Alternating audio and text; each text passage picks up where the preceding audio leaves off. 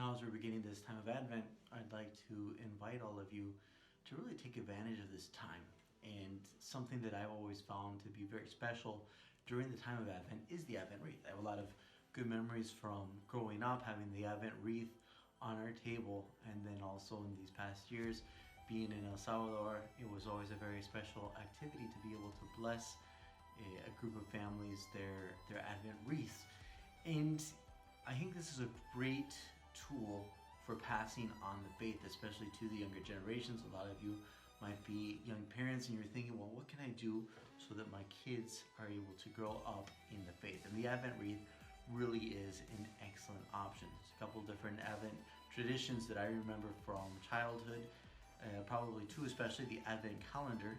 These little calendars that have a chocolate inside each of the days. I remember when I was little, my brother and I would take turns opening these up, opening up the little door and getting the chocolate. One year he jumped ahead a few days and got a little more chocolate than what was necessarily his share. But it was a good way of helping us to move along towards Christmas. And then the Advent wreath, even better, right? Because here we have this reminder of the liturgical celebration of Advent. One candle gets lit during each of the 4 Sundays of Advent. Little pop quiz or trivia question. The pink candle is actually for the 3rd Sunday in Advent, reminding us of the joy of the coming birth of our Lord. And so I'd like to invite you, this Sunday, to try this tradition of the Advent wreath.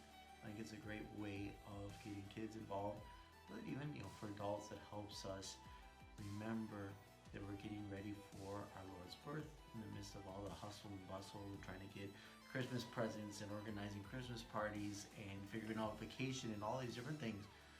But we have to remember that Christ our Lord is coming. For the kids, if you want to do this at dinner, something I think is really great is let the kids take turns lighting the Advent candles, because most of the time they all are very excited about that and they really get into it.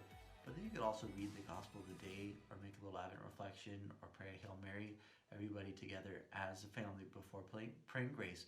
Well, these are great ways of instilling a little bit of the Christian spirit in Advent, right? Which it should be extremely present, but sometimes we can kind of leave it by the wayside.